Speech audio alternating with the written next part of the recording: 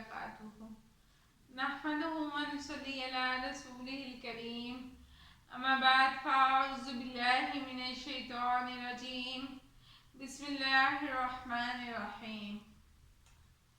گھر کیوں اجڑتے ہیں؟ گھر کیوں ٹوٹتے ہیں؟ رشتے کب بکھرتے ہیں؟ جب ہم قرآن اور حدیث کو دیکھتے ہیں نا، اس کا مطالعہ کرتے ہیں، قرآن کو اسٹڈی کرتے ہیں، نبی پاک صلی اللہ علیہ وآلہ وسلم کی سیرت کو اسٹڈی کرتے ہیں، تو ہمیں ایک بہت خوبصورت چیز نظر آتی ہے کہ اللہ رب العزت نے قرآن مجید میں انسان کو مثالوں کے ذریعے سمجھایا ہے، اور انسان کی روزمرہ کی زندگی، روزمرہ کے معاملات، روزمرہ کے طریقے، روزمرہ کے روٹین کے مطابق مثالیں دی گئی قرآن میں، تاکہ بندہ آسانی سے سمجھ سکے، تاکہ چیزوں کو انسان آسانی سے انڈرسٹینڈ کر کے ان پر عمل کر سکے۔ اب رشتوں کا بکھرنا، گھر کا ٹوٹنا کیوں ہوتا ہے؟ ایک مثال سے اسے واضح کرتے ہیں کہ دیکھیں، جب ہم کوئی گھر بناتے ہیں یا کوئی آفس بناتے ہیں، کوئی عمارت بناتے ہیں، کوئی پلازہ بناتے ہیں، تو ہم اس کی بنیاد رکھتے ہیں۔ کوئی بھی دیوار ہم زمین کے اوپر نہیں کھڑی کرتے، سب سے پہلے زیر زمین اس کی بنیاد رکھی جاتی ہے۔ بنیاد جتنی مضبوط ہوگی، عمارت اتنی ہی پائیدار اور مضبوط ہوگی۔ جب بنیاد ہی کھوکھلی ہوگی، بنیاد ہی کمزور ہوگی، تو عمارت منٹوں میں مسمار ہو جائے گی۔ اسی طرح ہماری عملی زندگی ہے، اسی طرح ہی ہمارے رشتے ہیں، اسی طرح ہی ہمارے گھر ہیں، اسی طرح ہی ہمارے روزمرہ کے معاملات ہیں۔ چاہے کوئی بھی رشتہ ہے، اولاد کا، ماں باپ کا، میاں بیوی کا، دوست احباب کا، کولیگز کا اور دیگر رشتے، ساروں کی بنیاد مضبوط ہوگی تو رشتے دیر پا استوار رہیں گے، تعلقات دیر پا استوار رہیں گے۔ اور اگر بنیاد ہی جھوٹ پر، فریب پر، دھوکہ دہی پر ہوگی، تو وہ رشتے بھی منٹوں میں، ایک جھٹکے میں، ایک ہوا کا جھونکا بھی برداشت نہیں کریں گے اور مسمار ہو جائیں گے۔ گھروں کے اجڑنے کی بنیادی وجہ کیا بنتی ہے؟ ایک دوسرے سے دوری، ایک دوسرے کی خواہشات کو نہ دیکھنا، ایک دوسرے کی پریشانیوں کو نہ سمجھنا، ایک دوسرے کے معاملات کو انڈرسٹینڈ نہ کرنا۔ ویسے ہم لوگ کہتے ہیں کہ ہم لوگ بہت زیادہ قرآن و حدیث کو فالو کرنے والے ہیں۔ ہر مسلمان یہ کہے گا کہ مجھے رسول اللہ صلی اللہ علیہ وآلہ وسلم سے بہت محبت ہے، لیکن سیرہ کو پڑھ کے دیکھا، کبھی ہم نے دیکھا کہ ان کے گھریلو معاملات کیا تھے، ان کا ازواج مطہرات کے ساتھ کیسا تعلق تھا، ان کا اپنے دختران سے کیسا تعلق تھا، ان کا اپنے رشتہ داروں سے کیسا تعلق تھا، ان کا اپنے دوست احباب سے کیسا تعلق تھا، ان کا اپنے صحابہ سے کیسا تعلق تھا۔ کبھی سیرہ نہیں اٹھائے، کبھی پڑھ کر نہیں دیکھا۔ اگر پڑھ کے دیکھا ہوتا تو آج ہماری زندگیوں کے یہ حالات نہ ہوتے، آج ہم اتنی ٹینشنوں میں گھرے نہ ہوتے، آج ہم یہ شکایت نہ کرتے کہ گھر جانے کو دل نہیں کرتا، گھر میں دل نہیں لگتا۔ جس انسان کا گھر میں دل نہیں لگتا، گویا کہ اس کا کسی بھی جگہ پر دل نہیں لگتا، کیونکہ گھر ایک سکون دہ چیز ہے۔ گھر کو اللہ نے پرسکون بنایا۔ گھر کے اندر رہنے کے کچھ اصول ہیں۔ اصول کیا ہے؟ سب سے پہلا اصول کہ گھر میں زندگی گزارنے کا جو طریقہ ہے، شب و روز ہے، وہ قرآن و سنت کے مطابق ہو۔ से हो, अगर रात हो तो अल्लाह के नाम से हो, खाना खाने बैठे तो सुन्नतों को फॉलो करें, हाथ को धोएं, बिस्मिल्लाह पढ़ें, दस्तरखान बिछाएं, सब इकट्ठे होकर बैठकर खाना खाएं। अल्लाह ताला रिस्क में भी इजाफा करेगा, रिस्क में भी बरकत होगी, दिलों में भी उल्फत और मोहब्बत पैदा होगी। सबसे पहला असूल ये है, घर में दाखिल हों तो घर में मौजूदा अफराद को अस्सलामु अलैकुम कहें। और मौजूदा अफराद का भी क्या काम है, आय को देखकर अपने कामों में मशगूल न रहें, बल्कि अहलन व सहलन मरहबा वालेकुम अस्सलाम व रहमतुल्लाहि व बरकातुहू दोहरी दुआ दें। आय को पानी पूछें, ठीक तरह से बिठाएं। उसके बाद जो तीसरा उसूल है वो ये है कि इंसान चाहे अपने से छोटा है, चाहे अपने से बड़ा है, चाहे हम उम्र है घर में, उसको ऑर्डर ना करें कि ये कर दो, वो कर दो, ये नहीं किया, वो नहीं हुआ, ऐसा नहीं है, बल्कि रिक्वेस्ट करें।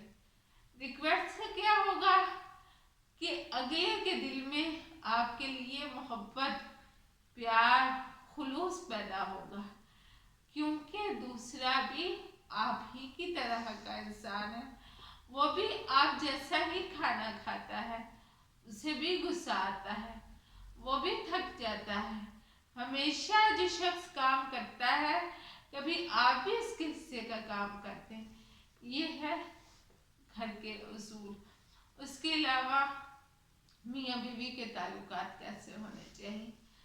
शोहर को हमेशा ये नहीं समझना चाहिए कि बीवी उसकी नौकरानी है, बल्कि ये कि बीवी उसके घर की मलिका है।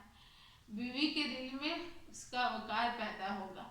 और ख़वातीन को भी ये नहीं समझना चाहिए कि हाँ जी मेरा शोहर है, बस कमाने गया, आया, हमने खाना पूछा तो ठीक है, बस नहीं, ये घर के असूल नहीं। ऐसे आपस में रंजिशें पैदा होती हैं, इख्तलाफात पैदा होते हैं और जो नफरतें जन्म देती हैं और रिश्ता खराब होते होते टूट जाता है। ये चीज़ें घर के तोड़ने का सबब बनती है।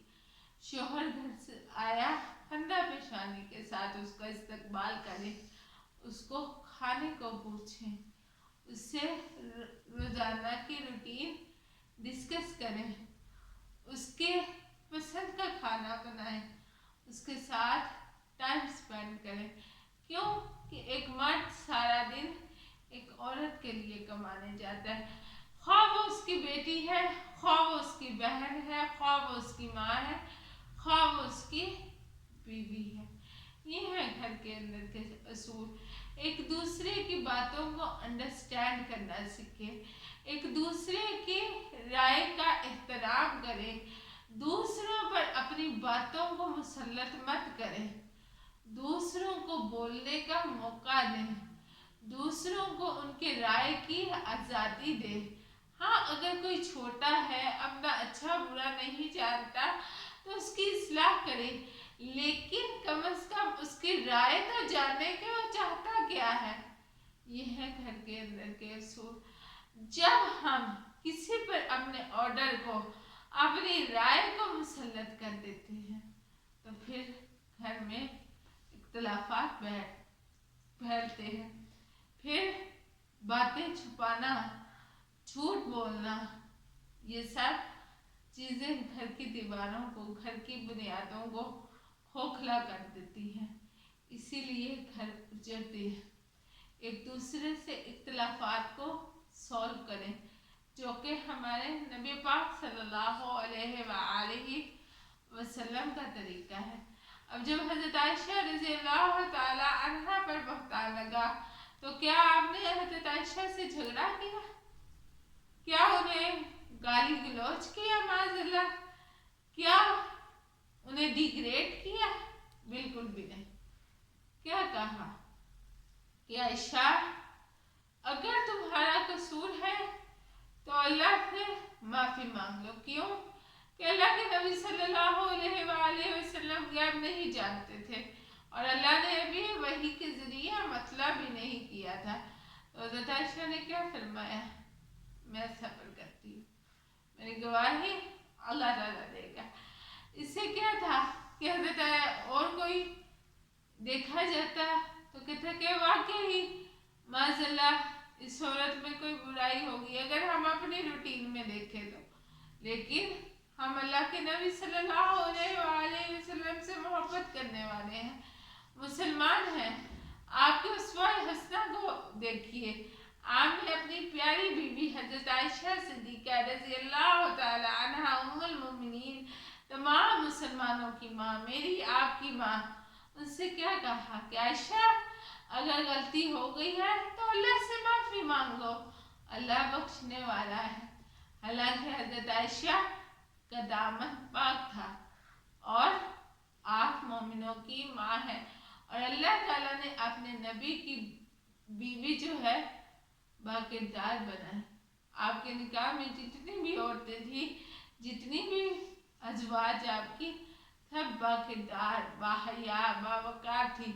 لیکن آپ نے اس طریقے سے اصلاح کی. اور اگر ہم اپنی زندگیوں کو دیکھیں تو غلطی کا پتہ ہو بھی نہ پہلے ہی دوسرے کو احساس جرم میں مبتلا کر دیتے ہیں. یہ طریقہ نہیں ہے نبی کا، یہ طریقہ نہیں ہے رسول اللہ صلی اللہ علیہ وآلہ وسلم کا. گھروں کے نظام، گھروں کے معاملات ایسے نہیں چلا کرتے اور یہی چیزیں ہوتی ہیں جو گھروں کے اجڑنے کا سبب بن جاتی ہیں. ایک دوسرے سے بغض، ایک دوسرے سے حسد، ایک دوسرے سے اناد، ایک دوسرے سے نفرت، ایک دوسرے پر بھروسہ نہ کرنا. جب رشتوں میں غلط فہمیاں پیدا ہو جائیں یا ضد پیدا ہو جائے تو پھر ضد جیتتی ہے اور رشتہ ہار جاتا ہے. تو آپس میں ضدیں نہ لگائیں، آپس میں غلط فہمیوں کو سولو کریں، آپس میں محبت، بھائی چارہ، ہمدردی کو فروغ دیں. کیونکہ ہمارا اسلام ہمیں یہی سکھاتا ہے، گھر کے اندر بھی اور گھر کے باہر بھی. اور ایک اچھا مسلمان وہی ہے جو اخلاق میں اچھا ہے. نبی پاک صلی اللہ علیہ وآلہ وسلم نے فرمایا تم میں سے اچھا وہی ہے جو اپنے گھر والوں کے لیے اچھا ہے اور میں اپنے گھر والوں کے لیے اچھا ہوں. تو اپنا محاسبہ کریے، کیا ہم لوگ اپنے گھر والوں کے لیے اچھے ہیں؟ باہر تو سبھی اچھے ہوتے ہیں، جو اپنے گھر والوں کے لیے، جو اپنے ماں باپ کے لیے، جو اپنے بہن بھائیوں کے لیے، جو اپنی اولاد کے لیے، جو اپنے رشتہ داروں کے لیے اچھا ہے، گویا کہ وہ اچھا ہی ہے. رشتوں کو توازن میں رکھنا سیکھیے. ہر رشتے کی اپنی اپنی اہمیت ہے. جب ہم ایک رشتے کو اس کی اہمیت میں، اس کی جگہ پر رکھتے ہیں، اسے اہمیت دیتے ہیں تو ہمارے گھر میں امن و سکون رہتا ہے. اور کسی بھی رشتے میں جو غلو کر دیتے ہیں، ایک رشتے کو باقیوں پہ فوقیت دے دیتے ہیں تو پھر گھروں کے امن و سکون برباد ہو جاتے ہیں. اللہ رب العزت ہمیں صحیح اسوہ حسنہ پر چلنے کی توفیق عطا فرمائے. آخر دعوانا ان الحمدللہ رب